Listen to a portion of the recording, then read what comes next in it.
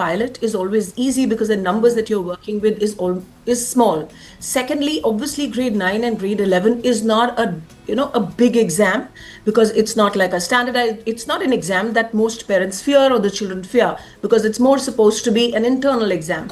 But when you look at an examination which is a standardized exam, which is going to have a certain amount of weightage later in life for you, see, we all know it doesn't, but as far as the kids and the parents are concerned, obviously this is a big step for them. So I think there definitely that challenge is going to be there to scale it up to that level.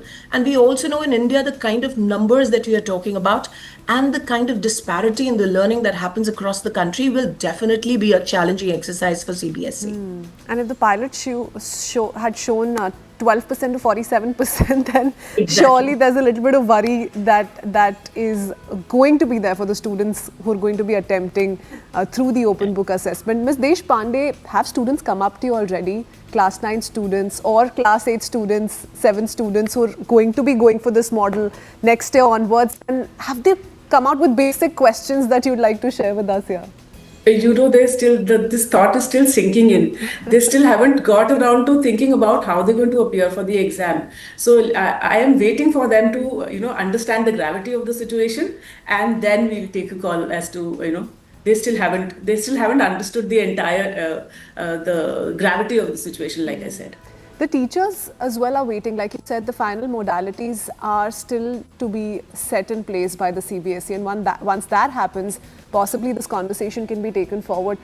Ms. Sood, of the experience you've had interacting with teachers, because this is going to be once again an experiment that's going to test their skills as well of how they set their papers going forward, what is their biggest concern around this exercise?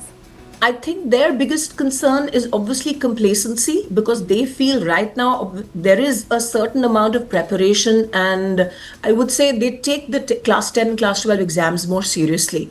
And with this, I feel that they feel that it shouldn't be that the children become so complacent thinking everything is going to be there in the textbook. And I would say that is their biggest fear. But I would also say the second biggest fear is their training, whether they are competent enough to actually train the kids for the examination. Because we also feel, as educators, when our children don't do well, it is somewhere a reflection on us. So if we are unable to train them the way we would expect them to, and the children don't perform well, it doesn't look good on us or the educational fraternity. So here's the thing, the whole idea is that you stop memorizing, you actually apply all of those skills with reference. So you're going to basically look at the concept in the textbook and then you're going to apply it to your answers. That's the whole attempt that CBSE is attempting to ensure through this very exercise. Ms. Deshpande, yes. Does that also then mean that this could lead to an increase in academic pressure? Because whatever said and done, this looks like a great plan. This is being followed in several other countries like the US, Germany, several other nations, and they've been pulling it off successfully. But in the Indian mindset, there is a certain way that we're used to attempting examinations. Just moving away from that exercise, prepping your brain to think otherwise, how much time will that take? If we're looking at 26, 27, is that a realistic figure? See, it's going to be a paradigm shift. You have to train yourselves for this kind of a change. 26, 27, I think 1 year should be enough, because it will take some time for us to train our teachers as well as the students, and also change the parents' mindset, because they've got so used to that particular style of the question paper. Also, most of our teachers are so used to creating papers, although CBSE has changed the pattern to giving competency-based questions also. But we still need to teach our teachers how to use the Bloom's taxonomy, how do you use the higher order thinking skills, how to make questions based on that. So it's going to take some time for teachers to also understand how to create those kind of questions. It is going to take some time for the students to understand that it's not just about mugging up the concepts or learning definitions. It is how you apply them to real life situations, and how do you, in a normal setup also, if you are faced with a problem, you do go back to your resources to come to a decision. You do take help of other resources that are at your end. So I think it is going to take a little time, but I feel 1 year should be enough for us to get ready for the exams. 26, 27 is a good time. I think we should be able to do it. I do recall, and Ms. Sood mentioned how teachers, the focus mostly is on grade 10, 12th, and 9th and 11th examinations are not all that difficult. But I thought they were the most difficult examinations I sat through, because our teachers ensured that, when we're actually attempting for our board papers, it's a cakewalk. So I thought I had the toughest time in grade 9. And hence I'm trying to really understand where or how students are feeling about this entire exercise. But Ms. Sood, tell us a little bit about whether or not schools that perhaps cannot extend the same kind of resources are at a disadvantage here. Do we know, or has CBSE issued any guidelines on the kind of textbook reference that the students are going to be allowed while they enter the examination center? I think they're still working that out, because I would say no guidelines have come out as yet. But what you say that some people are going to be at a disadvantage, I would agree with that, because we know that there is a lot of disparity in the kind of education which is being imparted to the children across the country. So I feel obviously the children in urban areas who are still more familiar with AI, because when we talk about artificial intelligence, what are they actually doing? It's just sifting information. So the information, there is in fact, there's an information down overload which is happening, both with adults and with children. But they have to sift that information out from there. And that's currently happening amongst at least the urban children. Because I know they're using the various platforms, whether it's a ChatGPT, whether it's Perplexity or anything else for that matter. But I feel children from the other areas where all this has not percolated and they are not so familiar with all these things, definitely is going to be far, far more challenging. And the other side obviously is that it's not just the children, it's also the educators there who are obviously used to a certain mindset, they're also used to a certain pattern. So I would say that's going to be far, far more challenging. Ms. Sood, have you encountered this kind of a problem? Ms. Deshpande can maybe come in on this, because Ms. Sood spoke briefly of AI. And speaking of AI, it's so very dangerous for a human brain, because all of us are heavily dependent on just going to a ChatGPT, quickly typing out the question, we have the answer in front of us.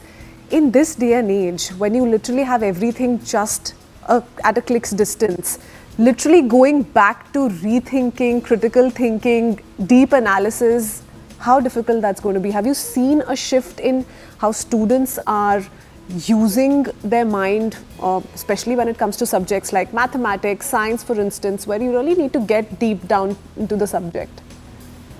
So I feel that, yes, like you mentioned, AI is being used regularly. I mean, even for regular homework, they are using AI, ChatGPT and other resources. And the teachers can easily make out the difference? Yes, yes. So yeah, while correcting, because you can see the similar answers coming in all the notebooks. Yes. So you end up writing, stop using ChatGPT, or you kind of give those comments in the notebook. But again, we have to finalize. I mean, CBSE has to decide whether we are going to allow textbooks, what kind of resources are going to be allowed for the test, whether textbooks are going to be allowed, or are they going to allow them to use all these digital devices. And also notes, whether we are going to give them curated notes, or are they going to be notes that are made in the, the annotations that children, all these things have to be finalized. And I don't think we are still clear about those things. Once we know about the details of the resources that are going to be used, then we'll be at in a better place to comment on. We do want to leave our viewers, especially the young ones who are going to, once they're done with their school, possibly tune into this episode and see what teachers like you make of this entire exercise and how it's going to play out for them. We want them to really be in a positive frame of mind. So we'll shift our tone and tenor to that. Ms. Sood, tell us a little bit about what you think of this exercise and how it's going to enhance a certain skill set which was possibly not being used as much. So I would say it's definitely a welcome change, because I think we've been so used to the rote learning that somewhere the critical thinking has been left behind. Obviously, CBSE has been has been taking some really good measures, because with the problem-based learning coming in, with all those other questions coming in and the pattern changing of the paper, I feel there is definitely a shift. So I would say there is amongst the teaching fraternity and everybody else, we are feeling very hopeful that this will definitely lead to a certain shift in the mindset, and that will definitely be in a positive direction. So I would say very happy with the change, but yes, a little apprehensive about it because we don't know how it's going to pan out. But as you also say, 12% to 47% has actually been the results, which I would say is abysmal. And therefore, that means a lot of training and a lot of guidance is definitely needed. But I think it's a huge welcome from all of us saying, great, great going as far as the CBSE is concerned. And I think it's as far as the kids are concerned, children are very resilient. And if you're able to Yes. guide them in the right direction, I just feel they'll be able to cope with it. It's just 1 year, and when they see that it's not as difficult as it seems. So initially they'll think that it's great, it's easy, but when they go through it, obviously there are going to be certain challenges. But I think in a couple of years, they will see the merit in this and things are going to be much better. So don't take the 12% to 47% too seriously. Yes, too seriously. There's Yes. hope for better days and better numbers for sure. Ms. Deshpande, what would be your message to anyone who comes to you and says, ma'am, I'm not sure about this open book assessment pattern. We've been so used to how we've appeared for exams for years at length. What would your message be? See, I would give my own example. I was not very good at memorizing things. I would understand the concept and write in my own words, analyze the situation and write on my own. But these open book assessments will work best where the focus is on application, analysis, critical thinking. And this will require both the students and teachers to work very hard, and they'll be working differently on different things. But this is what I would suggest, and children will have to start thinking for themselves, analyzing things, evaluating things, synthesizing, creating something new from the situation that's been given to them. That is what is going to be tested. So I would say that they have to pull up their socks and start not memorizing but understanding what the concept is and analyzing the concept. And a little bit of reservation comes with every change, but change for good is always a welcome step. So here's to hoping that's exactly what happens to all of those who appear for examinations. And so far what we're learning is this is not going to be made mandatory, so there's nothing you need to be worried about. Thank you so much, both of you, for joining us this morning and taking out the time. Have a lovely day ahead. With that, we head into a very short break. Coming up next, we will talk about the Supreme Court ruling that sparked another debate on what the possible solutions are. There are people who are now proposing tech-led plans. Can microchips keep Delhi streets safe? We'll get to that important voice in just a bit.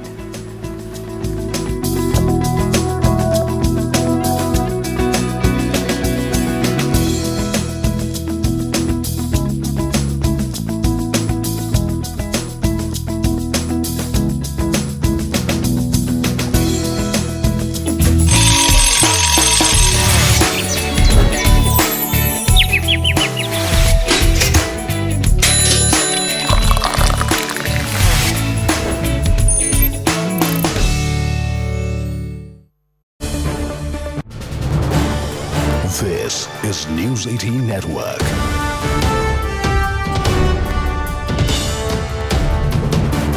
India's largest news network. Supreme Court's recent order to cage and relocate all stray dogs in Delhi NCR, and that too within 8 weeks, has sparked intense backlash from animal rights groups, legal experts and citizens. Critics argue that the order is both legally unsound and dangerously impractical, potentially affecting up to 10 lakh stray dogs in Delhi alone. While the Delhi government has promised a humane implementation, questions remain over feasibility. The MCD says that it is duty-bound to follow the order, and Delhi police have begun detaining protesters and registering FIRs against those animal lovers, rescuers and activists who gathered at India Gate to protest, only to be detained by the police later. As infrastructure collapses and officials remain unaccountable, many are questioning why stray dogs are being singled out. Meanwhile, celebrities, animal rights activists and politicians also have joined the debate, asking, is India becoming no country for dogs?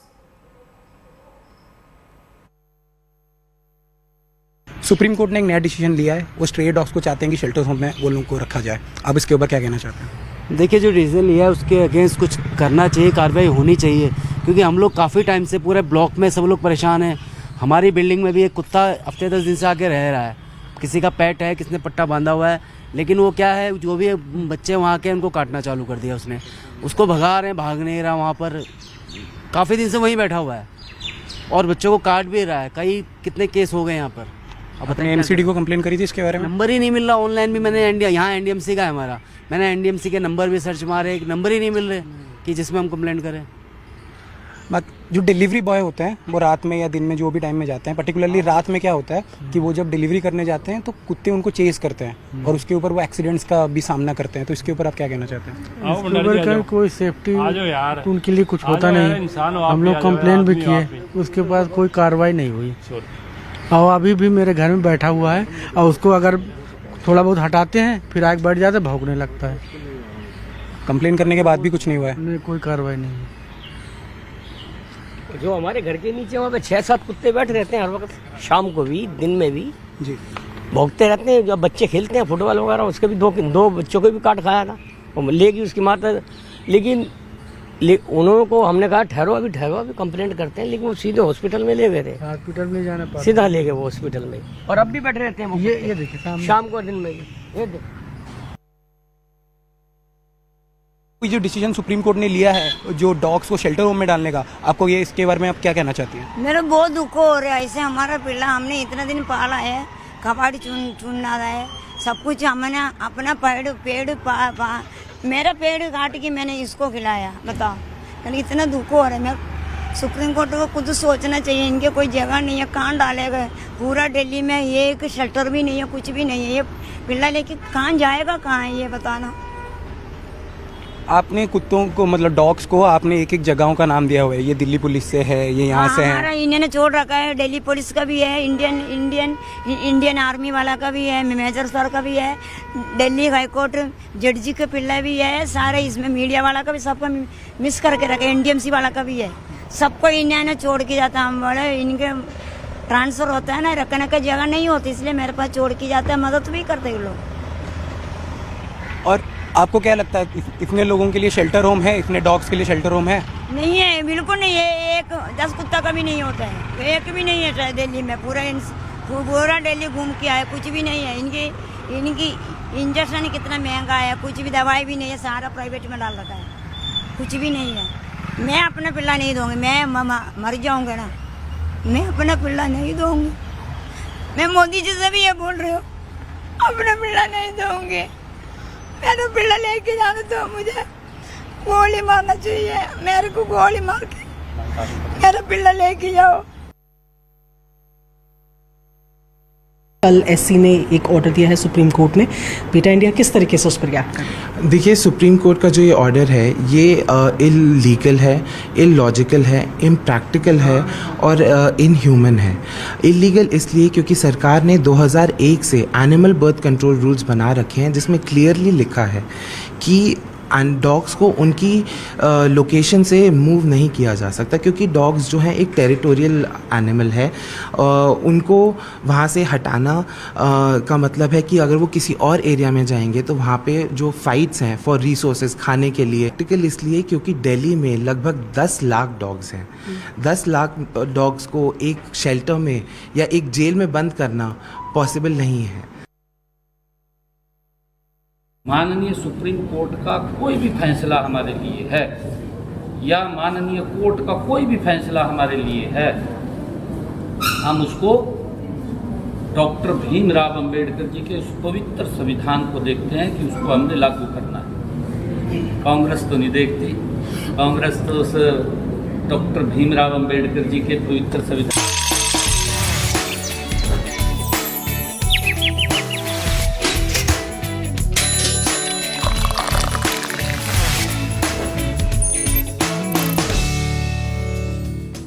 Welcome back. After the top court ordered all stray dogs in Delhi NCR to be taken off the streets within the next 8 weeks and moved to monitored shelters, we've seen a national fight erupt. The decision has triggered a nationwide divide, with animal rights groups calling it a death sentence for street dogs, while supporters say public safety must come first.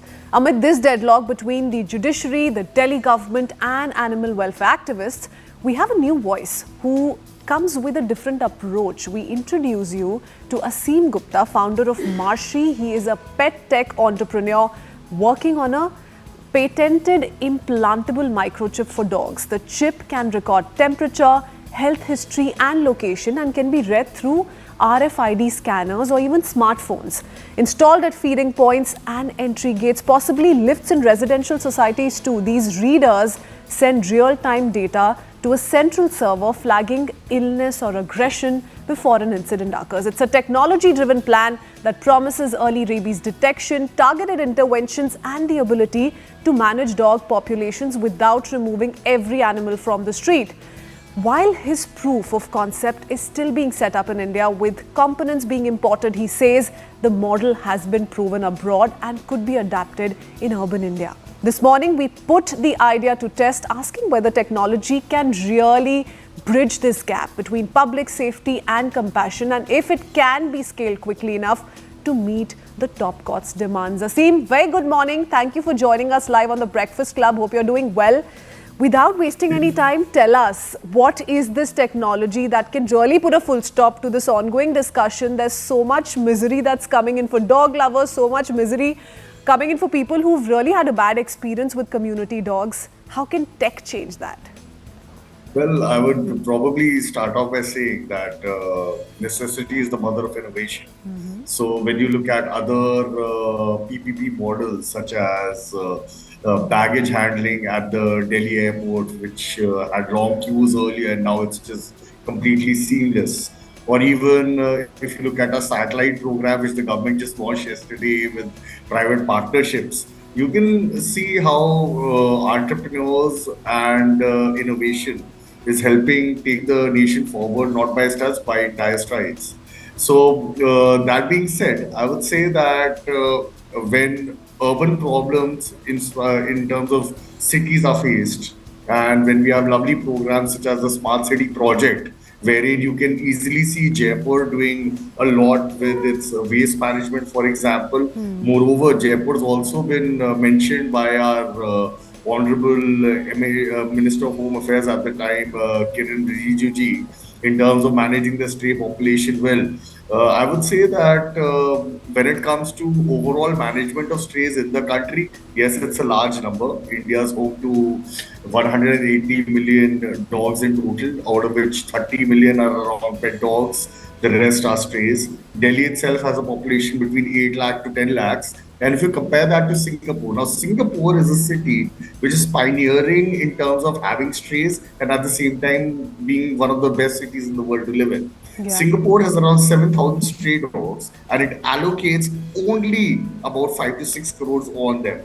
And this has a program which is called TNRM.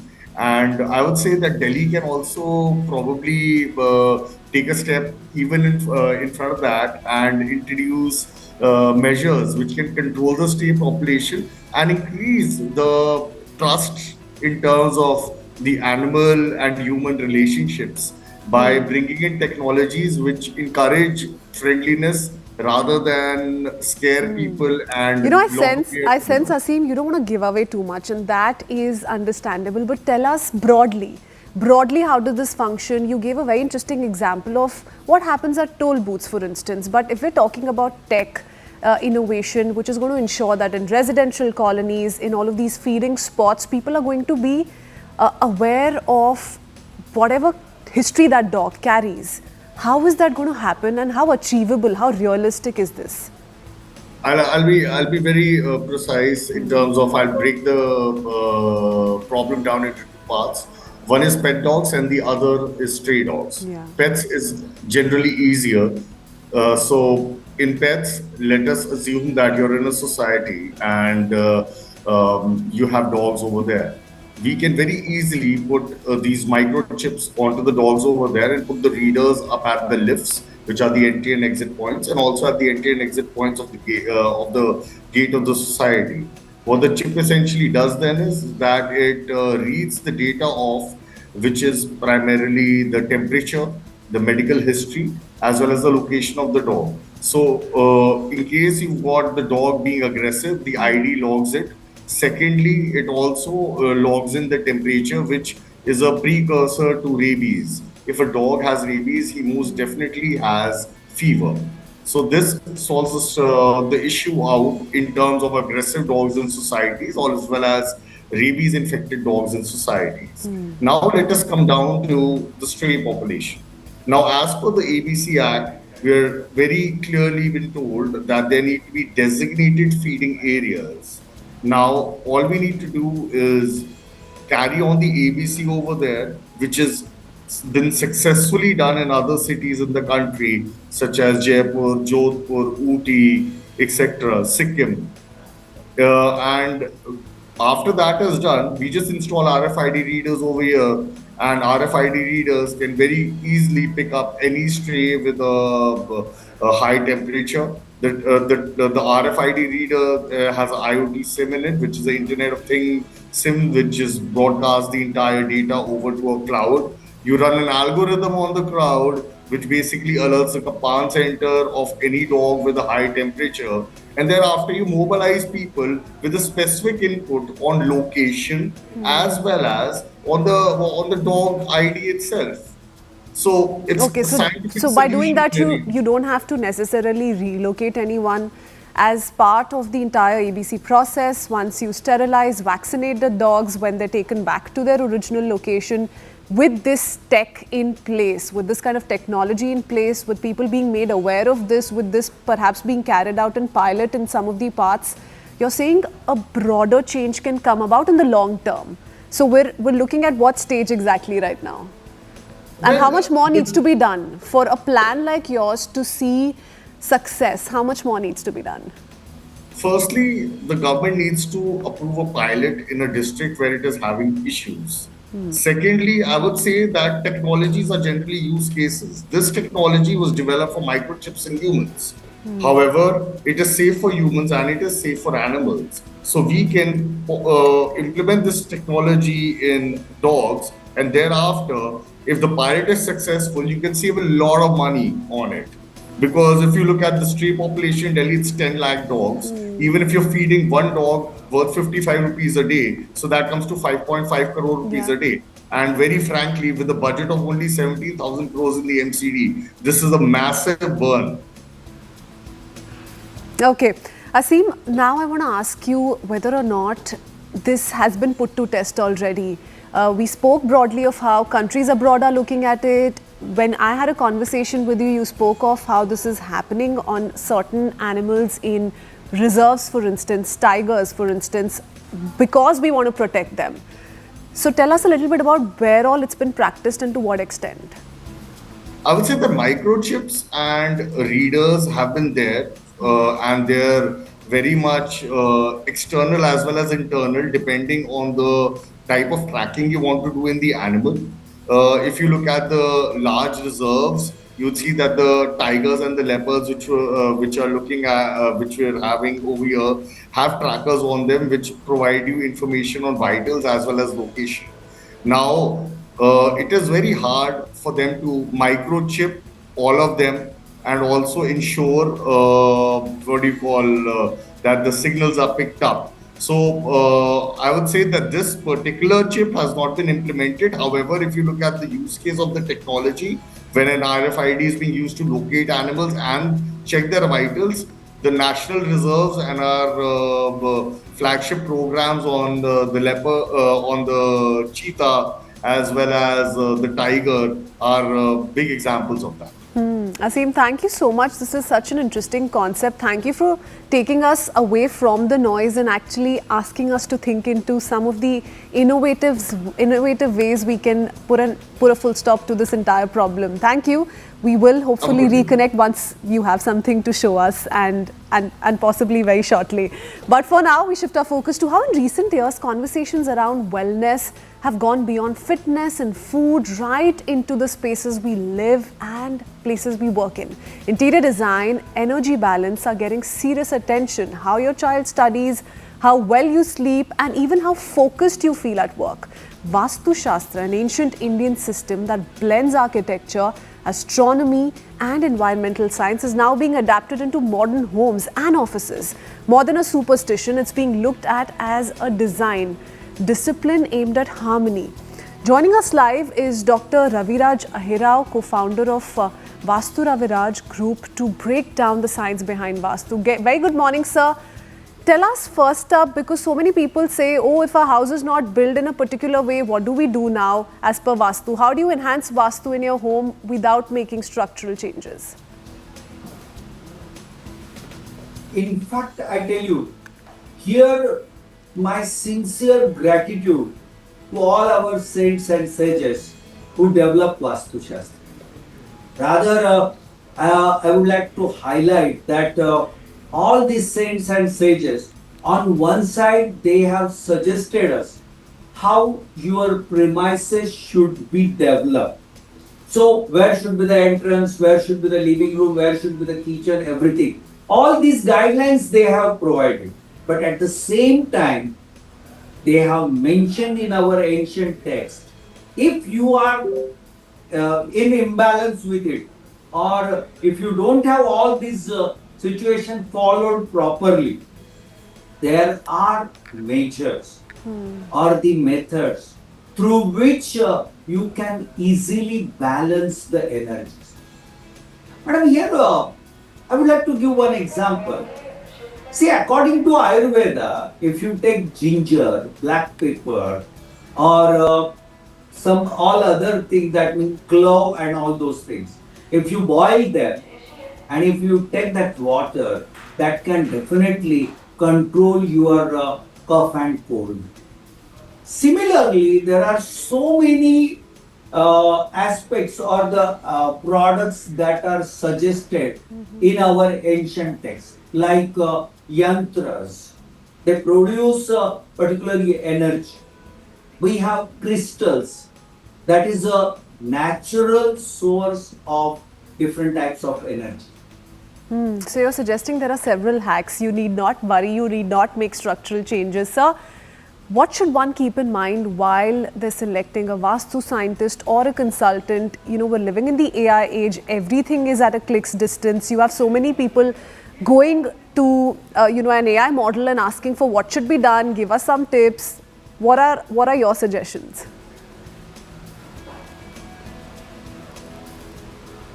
The best question you have asked me, because it is the concern of the hour today.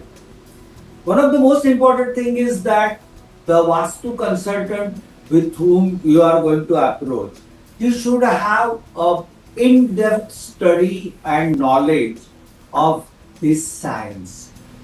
He should have ample experience. Third thing, he should be able to answer all the queries of his client on scientific as well as on the logical basis, with due respect to the ancient scripture. Unfortunately, this is all why I'm insisting is, today there are so many 2 hours and 2 days courses have come up, and so many self-proclaimed people are entering in the field.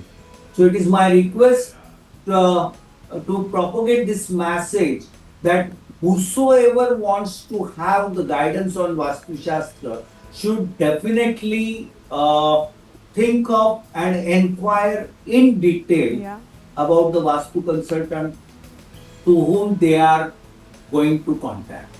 Dr. Ahirao, it's a Thursday morning. People are either leaving for work or they're already in their workplace. So let's talk a little bit about work. Vastu Shastra is not just applied to homes, business spaces too, workspaces too, and all of this to foster growth and prosperity. Break down for us how that can be made possible. So really, I tell you, every aspect of human life, as I mentioned earlier, is influenced by Vastu Shastra. In case of business, right from getting the business opportunity or the business orders, till then the next step is how you can plan your business orders or execution, utilization of resources, then dispatch, then recovery. Rather, I will say every aspect of business. Even I tell you, getting the recovery from the client or even its reflection in your balance sheet. That means if you check the best direction of any corporate or business premises, that will help me to understand how profitable or how strong that organization is from the Vastu Shastra perspective. So even I tell you, controlling NPA or how to avoid stress assets, how to find out the risk factors and get them resolved for the consistent or even I can say the incremental or a proper growth of a business and to avoid or safeguard the business from all the risk factors. It is all possible from Vastu Shastra.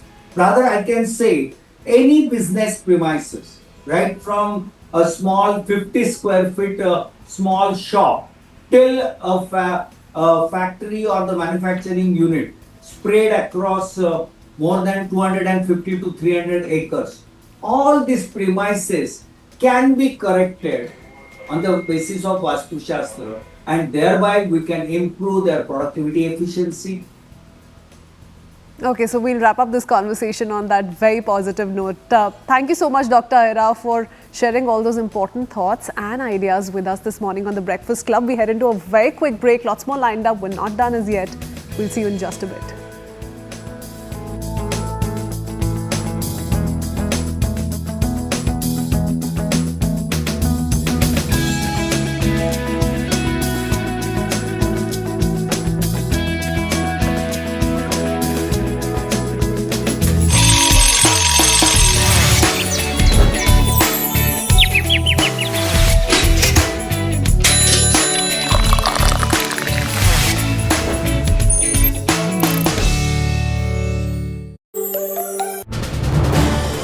This is News 18 Network.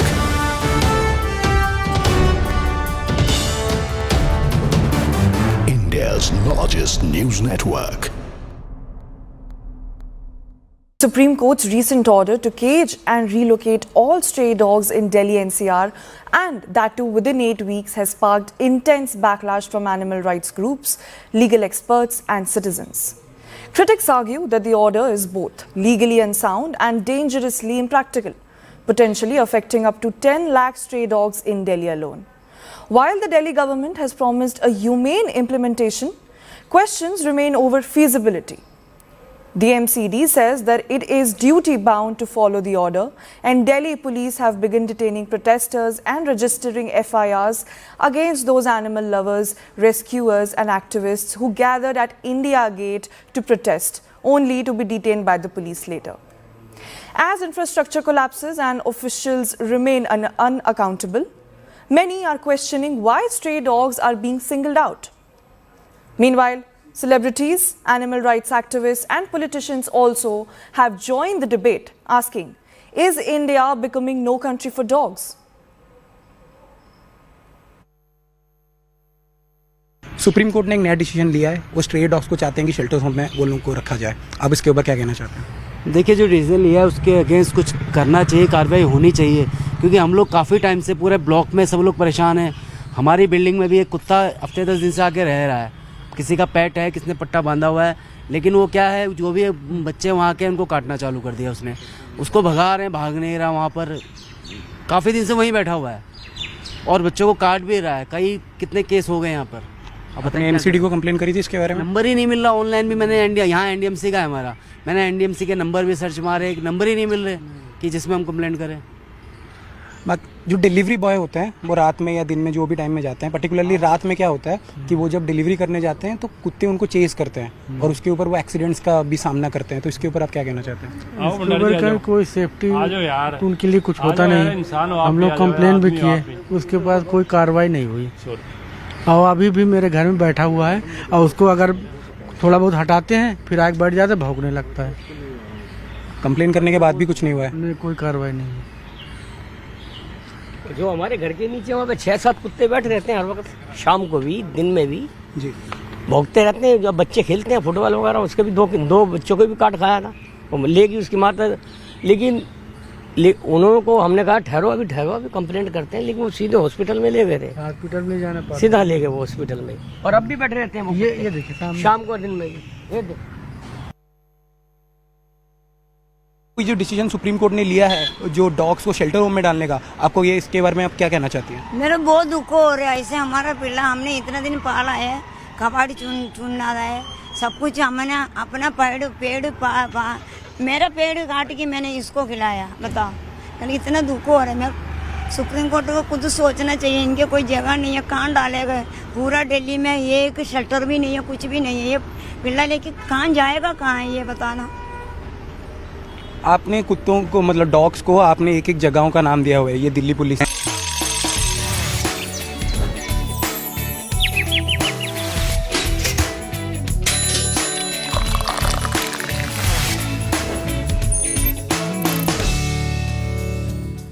Welcome back. The charismatic legend Rajinikanth, known for his unmatchable swag and aura, has hit the big screen with his pan-India biggie Coolie. Also marks 50 years of Rajini in Indian cinema. It's nothing short of a celebration in Chennai. We need to go across to Purnima to understand what really is happening in the city, the mood on the ground. Over to you, Purnima. Well, there's excitement in the air across Tamil Nadu. We are coming to you live from Rohini Theatre. This is also one of the theatres where, as you said, it's not just celebration, it's more of a festivity. And that's kind of evident with the crowds you see for the first day show. And it's not easy to get tickets for the first day show. Many of them wearing t-shirts of Rajinikanth. And this is the kind of scenes that you see every time at theatres when there is a Rajini movie release. Where did you get these t-shirts from? From online, but we are fans from the childhood. Yeah. Since childhood we are Pakka Rajini fans. We just love him. He is in our blood. Rajinikanth is in our blood. Yeah. Very good. Rajinikanth is a very beautiful actor. He can do anything. He never very less, and he is a very, very beautiful and good actor. He is the king of Indian cinema. He is the king of Indian cinema. Yeah, you can find the scenes there, music on, there's dance, people are bursting crackers, there's milk abhishekam performed. You can see here the kind of celebrations when it comes to a Rajini movie. There's music, and they are also now celebrating ahead of the release. Everybody is here to watch the first show, which is at 9 a.m. And there's music, dance, people have burst crackers, they've also performed milk abhishekam on huge banners of Rajini, and you can see the kind of excitement here across Tamil Nadu, because this is not just a Rajini movie, but it's also Rajini's 50 years in Indian cinema, and that's why celebrations are special this time around. Back to you. Okay, lovely. There's lot of DJing happening, people dancing already. Have fans also reacted to the film, Purnima? I mean, they're saying Rajini is in our blood, which is unexplained. We know how people in Chennai feel about the superstar, but have they also given you a little bit of what they make of the film, if they've watched it yet? Well, the first show is at 9 a.m. and therefore we'll have to wait for responses. But everybody is waiting to watch the Rajinikanth location, director location's combo. You can see here people are dancing. They're all waiting for the first show, which is at 9 a.m. You know, how excited are you? I'm very, very much excited for to witness Talaivar actually.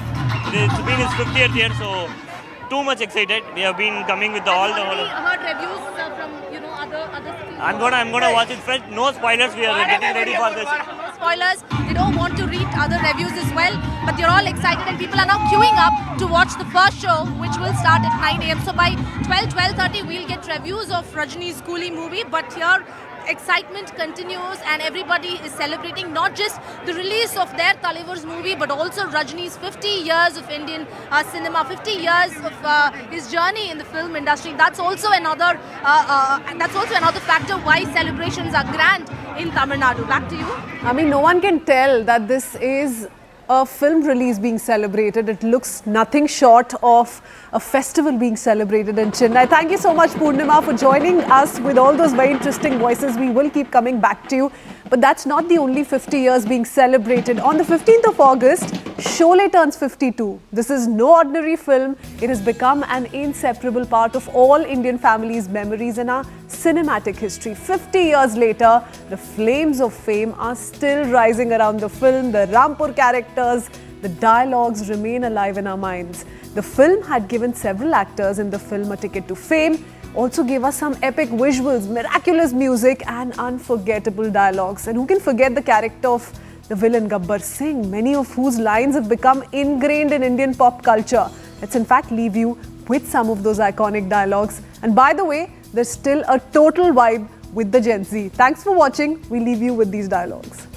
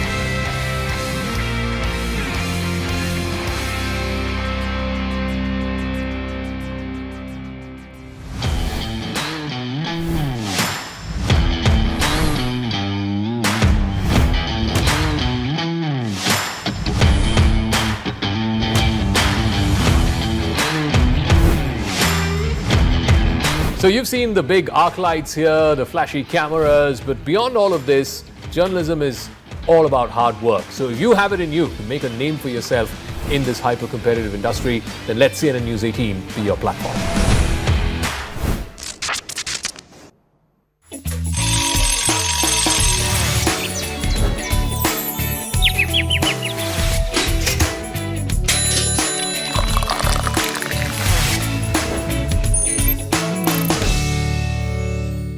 Brought to you by...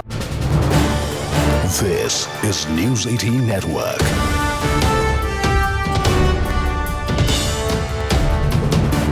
India's largest news network.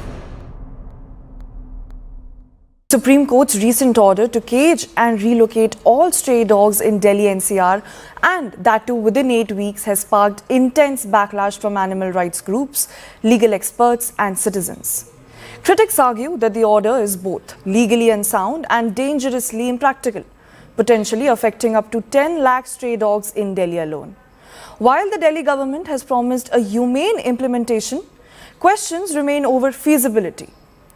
The MCD says that it is duty-bound to follow the order, and Delhi police have begun detaining protesters and registering FIRs against those animal lovers, rescuers and activists who gathered at India Gate to protest, only to be detained by the police later. As infrastructure collapses and officials remain unaccountable, many are questioning why stray dogs are being singled out.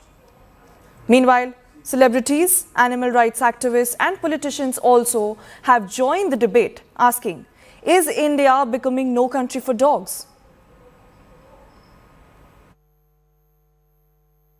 Supreme court ने एक नया decision लिया है, वो stray dogs को चाहते हैं कि शेल्टर होम में वो लोगों को रखा जाए. आप इसके ऊपर क्या कहना चाहते हैं? देखिए, जो डिसीजन लिया है उसके अगेंस्ट कुछ करना चाहिए, कार्रवाई होनी चाहिए, क्योंकि हम लोग काफ़ी टाइम से पूरे ब्लॉक में सब लोग परेशान हैं. हमारी बिल्डिंग में भी एक कुत्ता हफ्ते 10 दिन से आके रह रहा है. किसी का पेट है, किसने पट्टा बांधा हुआ है, लेकिन वो क्या है, जो भी बच्चे वहाँ के उनको काटना चालू कर दिया उसने. उसको भगा रहे हैं, भाग नहीं रहा, वहाँ पर काफ़ी दिन से वहीं बैठा हुआ है और बच्चों को काट भी रहा है. कई कितने केस हो गए यहाँ पर. अब अपने एमसीडी को कंप्लेन करी थी इसके बारे में? नंबर ही नहीं मिल रहा. ऑनलाइन भी मैंने यहाँ एनडीएमसी का है हमारा, मैंने एनडीएमसी के नंबर भी सर्च मारे, एक नंबर ही नहीं मिल रहे कि जिसमें हम कंप्लेंट करें.